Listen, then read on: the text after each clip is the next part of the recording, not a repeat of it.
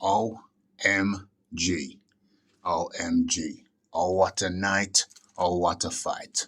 Okay, so we're talking about Christopher Eubank Jr. versus Conor Benn. And wow, the judges had it by, I think, unanimously by something like a 3-round margin, but I had it much closer.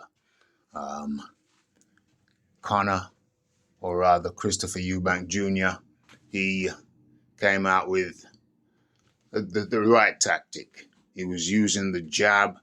He was trying to keep it long, using his cross, using the 1-2. He was using his skills. And for once, he was pleasing. He was pleasing to the eye as a spectacle because he used his capabilities and he used his tools.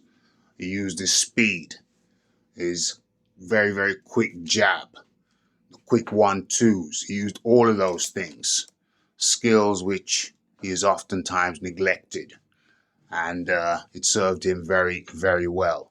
Conor Benn, on the other hand, he used his tool, his major tool, which were his powerful shots, putting everything into almost every shot. And it looked like after a good first round by Christopher Eubank Jr., it looked like by the second round, the end of the second round, it looked like Conor Benn was coming back.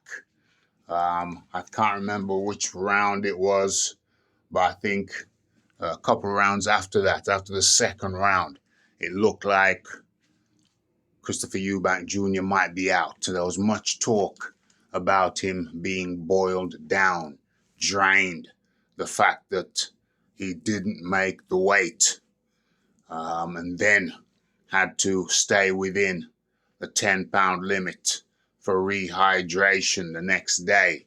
So he got weighed in 2 times, failed the first time, succeeded the second time, came in under the 10-pound limit that he was allowed to rehydrate. And many people, myself included, thought that was it. That was going to be curtains for Christopher Eubank Jr. He wouldn't get past the 6th round because he would be drained. But that was not to be the case. Truth be told, that Christopher Eubank Jr. Had the more stamina. He was the one who came through and finished the fight the stronger. He was the one that was due largely, or rather, that was due largely to the fact that he just kept on using his abilities, using his skills, using that jab. You know what I'm saying? You can win a fight with the jab. That's why I always talk about the fundamentals. Forget about the flash stuff. It's the fundamentals. I don't believe in the flash stuff. If it's there, cool. But it's the fundamentals that win fights.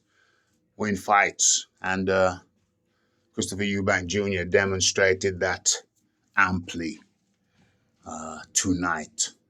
He just kept it pretty simple. Fast jab, fast cross. Rinse, wash, repeat. Don't get it twisted. There was some uppercuts in there. There was some quick hooks in there. But it was the jab and the cross from Christopher Eubank Jr. Rinse, wash, repeat that brought him home, that brought the victory home. But honorable mention goes to Conor Benn because on my scorecard, where's my scorecard? I had it 115-114 with one round which I marked as a draw. That was the 8th round. That was a hell of a back and forth in the 8th round. I think Christopher Eubank Jr. was winning the most of it, but Conor Benn came back with the heart of a lion and landed the heavier shots. And let's not get it twisted. Throughout the fight, it was Conor Benn who apparently rocked Christopher Eubank Jr. more often than was the other way around. So Conor rocked Chris more than Chris rocked Conor. And but it was the volume, the speed, and the accuracy, and almost the simplicity of Christopher Eubank Jr., just the simple combinations, the basic fundamentals, that long jab, quick, rapier-like, accurate, that really won the fight, as well as the stamina of Christopher Eubank Jr. And I haven't mentioned it, but yes, Christopher Sr. turned up. He turned up. And when I saw him pull up with Christopher Eubank Jr., I thought, well, that's going to give Junior, it's going to give him another 20%, maybe 25%. It's going to give him another 20 to 25% guts, stamina.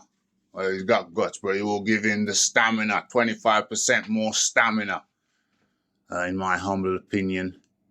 And it's amazing that the guy who had to boil down was the one who showed the greater level of fitness. But we can't take it away from Conor Benn, because he came up, 2 weight classes? He came up a couple of weight classes from 147 to 160, probably more than a couple, to take on the person who I've always thought was a very talented fighter. My issue with Christopher Eubank Jr. is that he don't listen.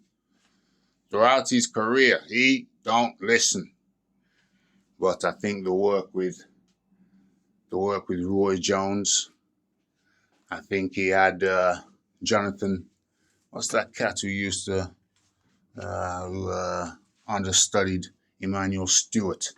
Jonathan Banks, that's right, Jonathan Banks. That was in Christopher Eubank Jr.'s corner. So he knows how to put a good tactic together, and he did so. But I think I saw some of Roy Jones's work there in Christopher Eubank Jr. with the rapid speed, some of those rapid speed rallies that he performed. And it was not, sometimes it's a numbers game in boxing. And Christopher Eubank Jr. simply landed more. And when it looked like in the 11th and 12th round, some part of the 11th and 12th round, when it looked like Conor Benn was out of whack, it looked like he had nothing left. I think those combinations counted on the scorecards very well in favor of Christopher Eubank Jr. But shout out to Conor Benn. He landed some sickening shots. Threw everything with venom. He landed some sickening shots, and not just to the head, but particularly to the body.